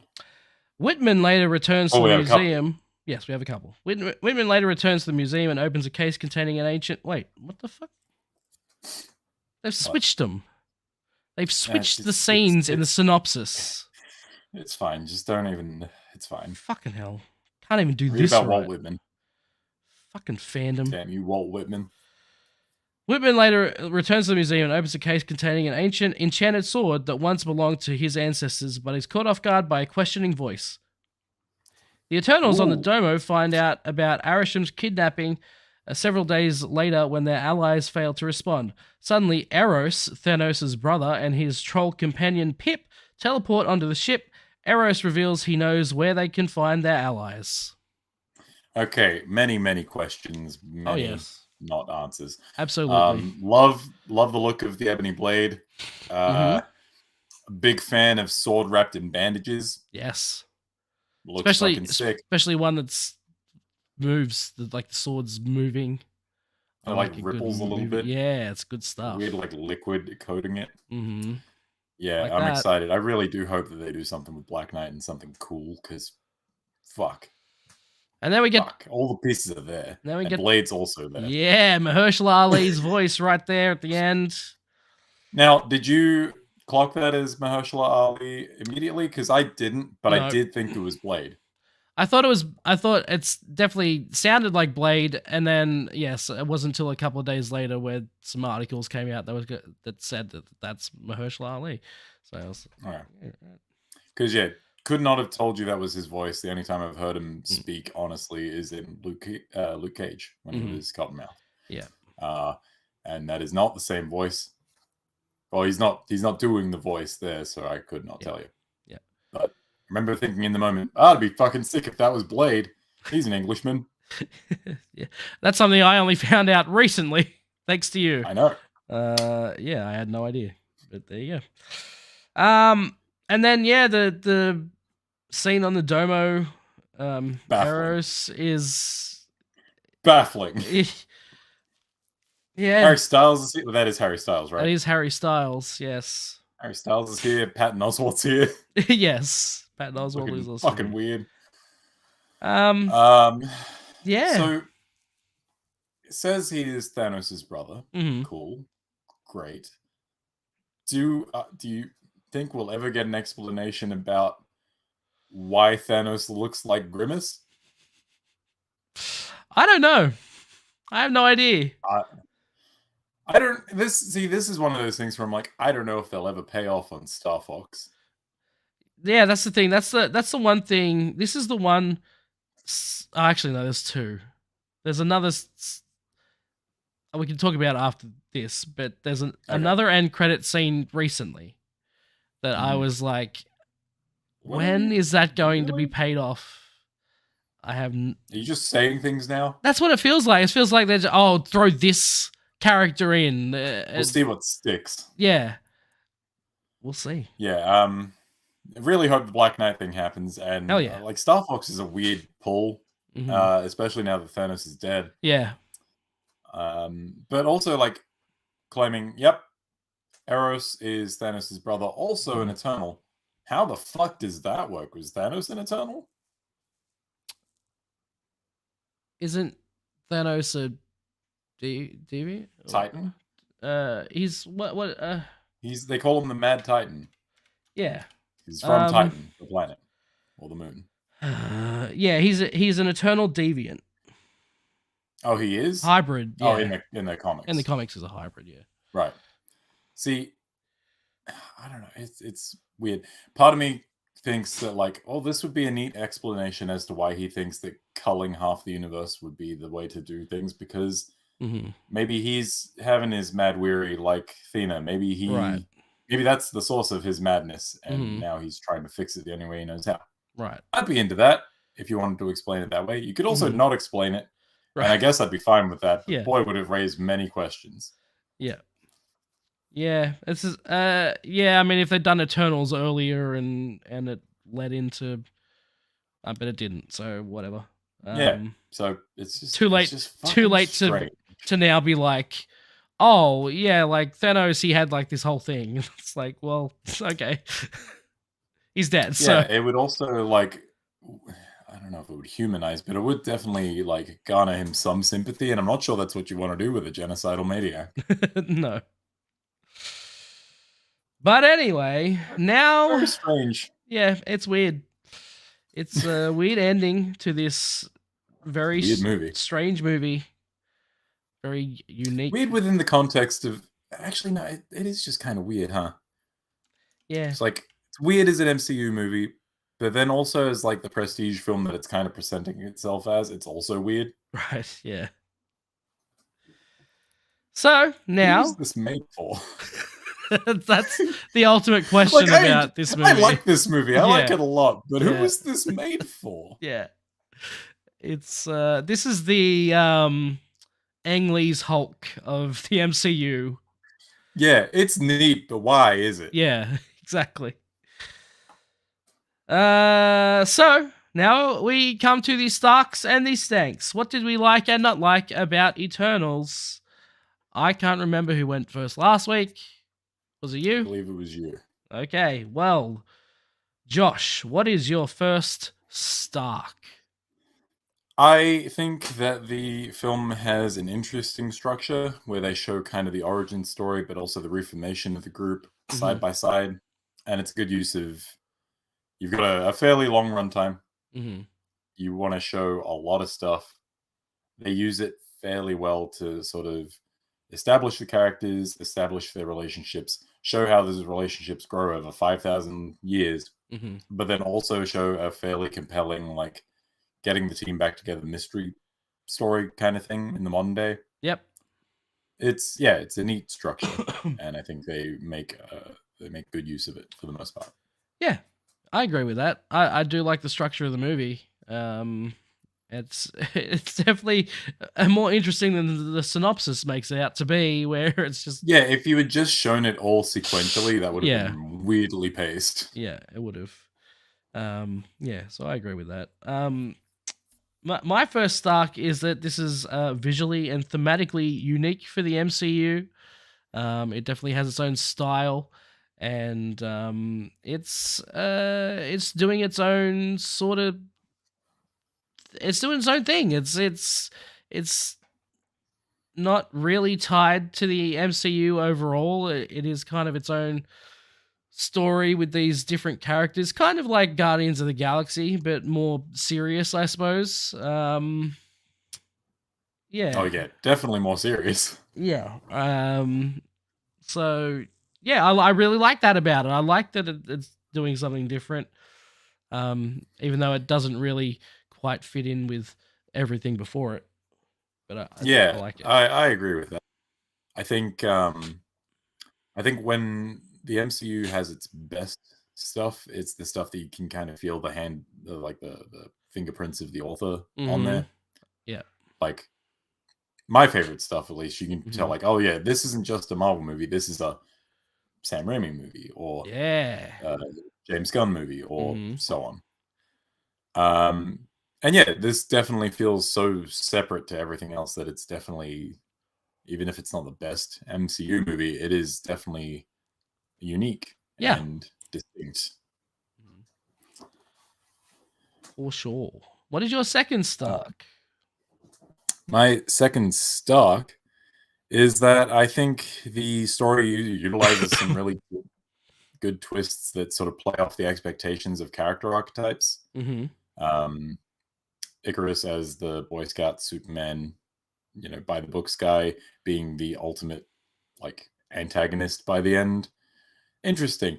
Not necessarily unforeseen, but I think it takes some getting there Mm-hmm. to be like, oh yeah, no, he's the bad guy. For a while, it's definitely like, oh yeah, he's too boring to be the bad guy. That'd be too interesting. Right. Yeah. But also stuff like Sprite's been the secondary main character for almost this entire time. She's been backing up Cersei this entire time. They're Mm-hmm. besties. The turn there is like, oh shit, that's interesting, neat, Yeah. love that. Having the big guy be the, like, tender, caring friend for the, like, baddest bitch on the team. Mm-hmm. Like, I don't know, it's just a good use of characters. They're all varied and interesting and used in interesting ways. That's pretty much going off mine. Mine's yeah. Characters all have their own personalities and attributes that make them unique. It's, yeah. Uh, yep. So, Stanks, do you Thanks. feel like this was a difficult one to pick Stanks for? Because a lot of the things that maybe don't necessarily work within the confines of the MCU aren't things that I don't like about this movie, if that makes sense. What? Sorry, Like, your picture's frozen, and I'm like, no, I'm actually really good at throwing my voice. I'm a hang on, ventriloquist on the hang on. weekends. I'm gonna just try this. Are you there? I am here. Okay, yeah, no, Hello. you're just completely frozen. All right, never Do you want mind. me to leave and come back? We can give it a go. See what happens. All right. I'm Okay. leaving and I'm coming back. Okay.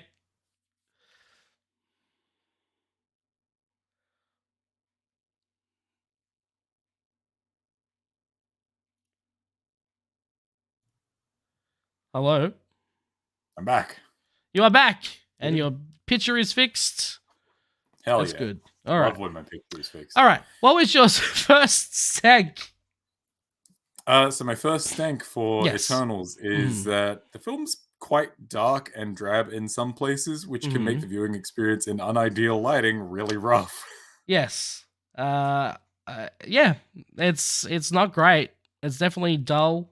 When Just you a shame don't because have. it is a nice looking movie. Yeah. When it's bright and it looks really good, and then when it's dull, it's overly dull, unfortunately. And if you are watching in a brightly lit room, good luck to you.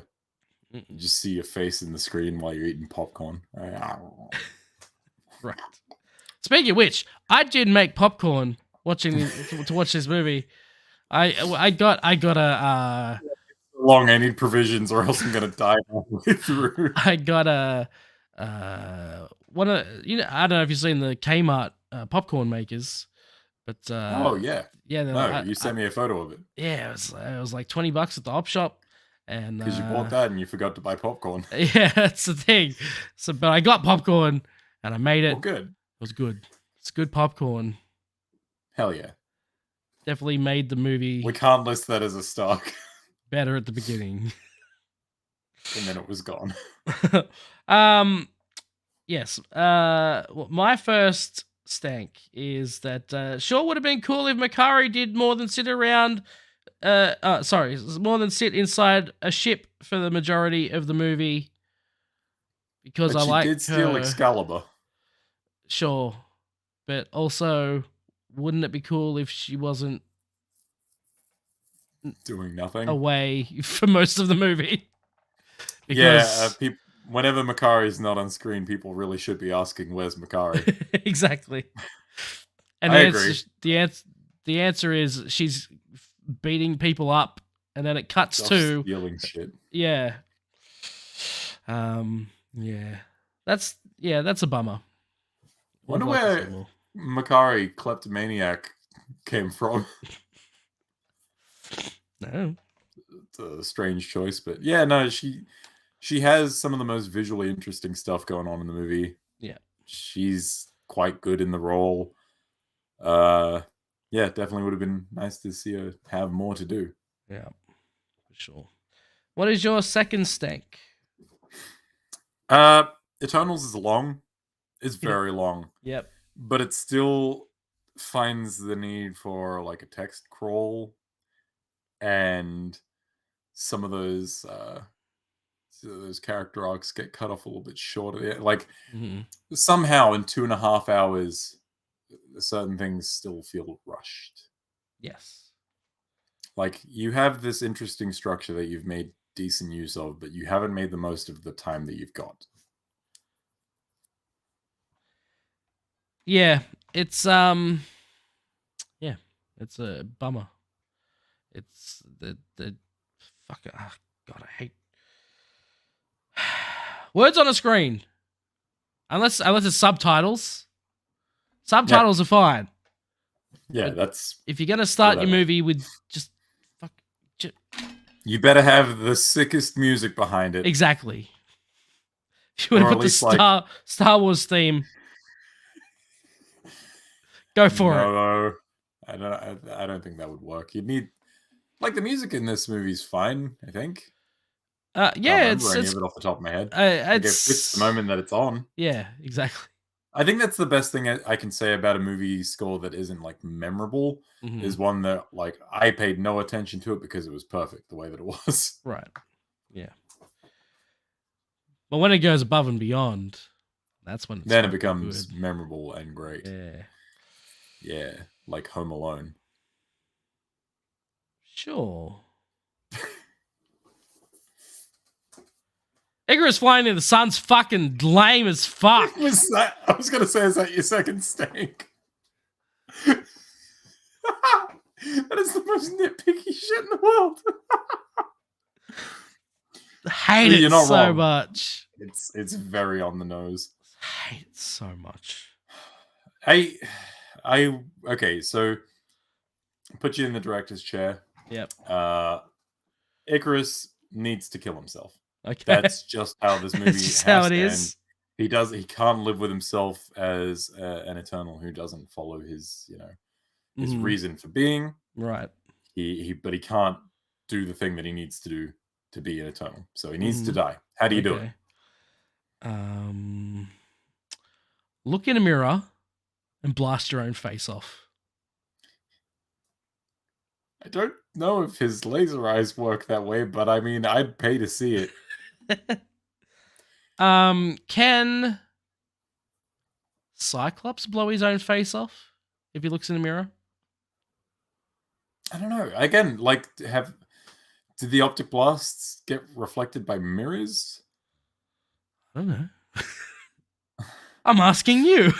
This really depends on the type of like heat vision you got going on. I feel like I've seen comics where like Superman's lobotomized himself with his heat rays.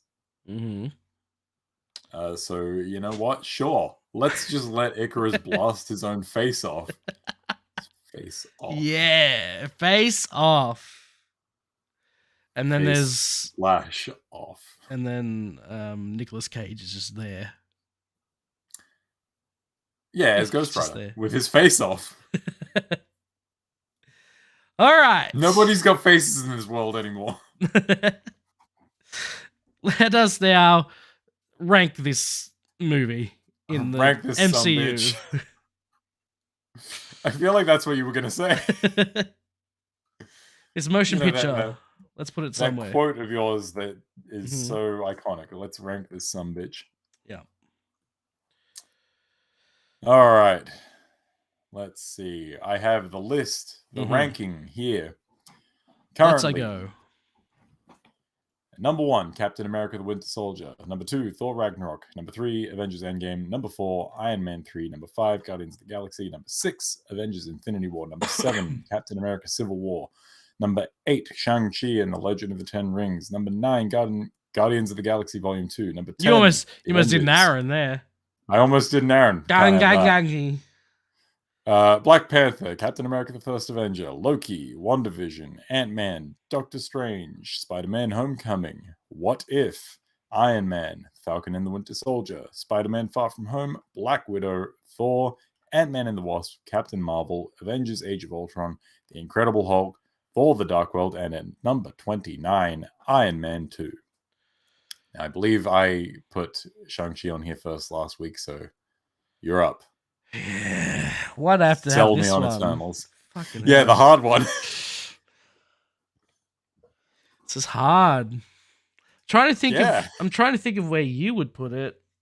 No, don't think about me. Think about you. No, I have to. Because I'm like, would he go this high or would he go this low? Here's the thing, right? Is I haven't thought about where I'm placing this at all. Okay. So I'm as open to suggestion as I've ever been. Here's how this is going to work for me. Okay. I'm going to suggest where I think it should go based on what I think you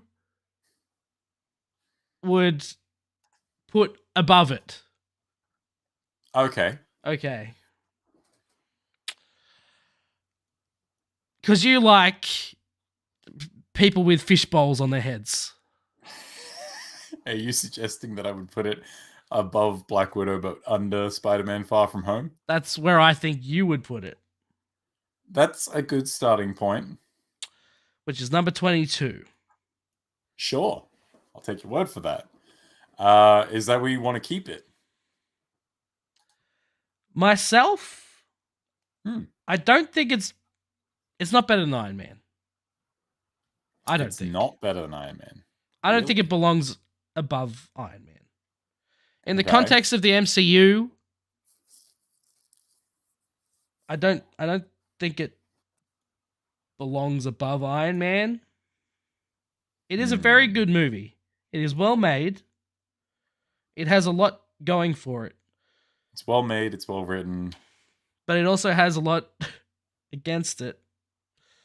I don't know that it does. It's got some silly shit going against it. I'm just talking about, like, When will any of this pay off? A lot of it feels like it's going nowhere. But I know we've let that affect some rankings on here previously, especially the things that are super connected. But because this thing is such its own entity, I'm almost inclined to be like, its place in the MCU should not affect where it is on this ranking. You wanna rank this as a motion picture, not just on as its an own MCU merit. movie. Yeah. Well, in that Like case, some things you just can't get away from that on stuff like your Avengers movies, stuff like the series that tie directly into other things. Things that are already part of a series, it's hard to get away from that as a ranking point. right. But because this is so much its own thing, I feel fine. We'll take it into account for sure, but like, it's not a deal breaker for me. Okay. Well then, personally, take you out of the equation. Please do. This is what I wanted from the start. I would put this at number 12. At number 12, which would put it Above First Avenger, below Black Panther.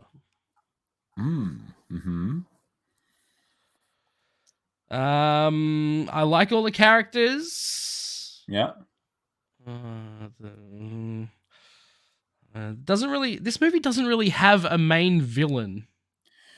It has it has multiple antagonistic forces. Right. But to say that it has a villain would be too strong. Yeah, it's just like things that are in the way. Yeah, there's roadblocks, but yeah, not a strong villain, so to speak. So I can't be like, well, Captain America has a better villain because he's a Nazi super scientist. I think that's like the ideal villain. but I mean, like, you're comparing something really good to something that's non-existent. That doesn't exist. Right. Yeah, I'll take the really good thing. Thanks. Okay. All right. Well, I'll tell you what. I would never have Eternals on in the background while I'm like. You know what? I wouldn't put this above Loki. Really? Okay. Because I was happy like shifting it down under First Avenger and keeping it above Loki. But if you want to go under Loki, then I would put this above WandaVision, below Loki, number 14.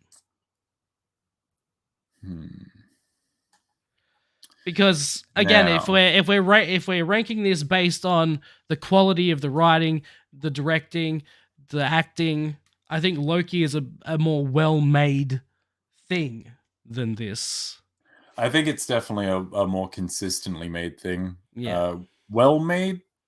Sure, that's probably more open to interpretation. Eternals, it looks pretty. Yeah. Like they did they were like, we're gonna go to real locations. We're not gonna use so much green screen. It's doing that, but also, and it definitely has this like a big picture vibe. Yeah, it does. Yeah, it has an air of importance that comes across in the visuals and the actual filmmaking of it. In saying that, though, Loki, like from like the production design and everything, I would say is way above Eternals. Like sure. Set design, costume design, a lot of the aesthetics of it. Yeah, like the TVA has a more cohesive feel. Like everything about the TVA is I would say is above Eternals. Like the inside of the domo is pretty boring looking. Sure. A lot of their costumes are very like they're all the same costume but in different colors. Yeah. Let's just put circles on everything. There's a lack of imagination, I think, with some of the stuff. To that end, I would maybe push for WandaVision above it. All right, let's do if that only then. because. Oh, okay. Well, I'm fine with that. Justify it and everything. Yeah, I just think like in terms of being like a crafted piece of art. WandaVision's got so much cool shit going on. Yeah. In an attempt to make it emulate a lot of different styles of fucking sitcom stuff. I think that maybe elevates it for me. Yeah. It definitely has a weaker ending when it goes all MCU and does the action stuff. When it goes all MCU and does action stuff, Eternals fucking knocks it out of the park. Yes. It does so much better than I ever expected it to. I walk into Eternals and think, man, I'm going to see some sick action. I really didn't. I didn't know what I was going to get when I walked into this movie. But also, like, I would rather watch the last episode of WandaVision than the first half hour of Eternals. That's fair. It takes so long. It's also a much quicker watch. You could watch pretty much all of WandaVision in what it would feel like less time. Right? Yeah. Like, you know how you were saying, oh yeah, no, this movie needs to be as long as Endgame. Endgame doesn't feel that long. Endgame fucking flies past. It does so much stuff. Parts of this, I don't want to say that parts of this are drag. That feels disrespectful. But this movie feels every bit of 2.5 hours. It does. Yeah, I agree.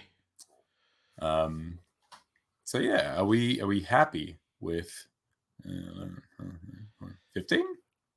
Is it better than Ant-Man? I think it's better than Ant-Man. I think it's got more going on stylistically. Yeah. Feels like a better piece of the craft, so to speak. Yeah, okay, I agree. Yeah, so a better piece of nothing like a little piece of the craft, you know.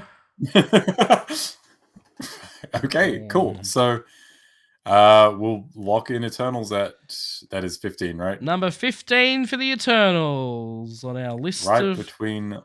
Look at that, the halfway point. Look at that. Yeah, 15 out of 30. Well above the point of, hey, this is pretty good, and into the realms of this is quite good. Pretty good and quite good, apparently. That's my metric. The next one up is really good. All right, this is a great system you've got going. And then the next one is great. Wow. All right. No, wow is for the top 3. Here we go. This is our list now, up until Eternals. I'm not going to read all of them. Captain America, the Winter Soldier, Thor Ragnarok, Avengers Endgame, Iron Man 3, Guardians of the Galaxy at number 5, Avengers Infinity War, Captain America Civil War, Shang-Chi and the Legend of the Ten Rings, Guardians of the Galaxy Volume 2, The Avengers at number 10, Black Panther, Captain America the First Avenger, Loki, WandaVision, and our new number 15, Eternals. It's done a lot better than I expected it to. Yeah. But honestly, it's a much better movie than I ever expected it to be. So yeah, I guess that makes sense. Like I said, when I walked out of it the first time, I was like, that was pretty good. And I had about the same reaction this time, but also more of an appreciation because I'd seen it already, so I knew what was coming. And yeah, sure. It's not just a catching you by surprise thing now. It's like, oh, that's genuinely good. Yeah. I'm not just reeling from low expectations being subverted. Right. This is actually pretty good. Yeah. It is a well-made movie, and I think I said this last week, but I'd rather watch a movie that has a vision that's unique than that's just over a movie that's just by the numbers and yeah, like Avengers. Yeah, honestly. Which is funny because Avengers is quite high, but that one is a movie where we kind of have to take the importance of it in the MCU, as a thing, right? It is what it is. It was the first of its kind. Crazy. So, that is Eternals at number 15. Next week, we will be watching Hawkeye. Merry Christmas, everyone. Merry Christmas to everybody. I'm gonna find my Santa hat. I'm gonna wear it for the podcast. It's gonna be great. Oh yeah? Cool. Yep. I'll be here with my Hawkeye sound. You can expect so many of those sound effects during Hawkeye. There are swords, so I do expect to hear swords clashing. Mm-hmm. So. There's arrows as well. I don't know about the lasers, though. No. Any thoughts on Hawkeye before we tap out? Great show. Big fan. Yeah, cool. Good. I like that show a lot. I like all the characters that show up. Considering it's fucking Hawkeye, it's like this Think shouldn't about be as good as think but- about like the characters that show up in Hawkeye Mm-hmm. and where they're going to be next. Yeah, see, this feels like one that we kind of have to talk about the impact on the Yeah. MCU as a whole. But Uh-huh. should be good. Should be good. And then the week after that, we will be rewatching No Way Home. Oh, it's been a while. I've only ever watched it the once. Sames.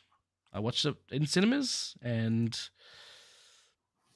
well, we'll talk about it when we talk about Had it. some thoughts. Gotta say, I'm something of a film reviewer myself. maybe people overrated it a little bit, Maybe. but we'll see how I feel second go around. Yeah. But next week, Hawkeye. Yep. So- Very excited for that. We'll see you then. Thank you so much for watching. Hawkeye. Hawkeye will be here. Well, he won't be here, but we'll talk about it. I was really excited to meet you. Sorry. Sorry, Jeremy Renner won't be here. Damn it. Couldn't get My him. house. Couldn't get him. But I don't know. Maybe who could we get for No Who do Way you think we could get? No Way Home? Could we get Tom Holland's brother? No, I don't think we get him either. Damn it. Oh, the bar's so low and we're still How hitting our low heads on could it. we go?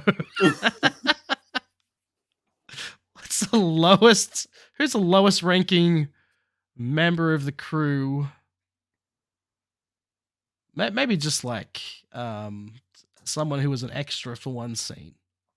Yeah, sure. Someone just in the That'll work. background. You can see like their shoulder in one shot.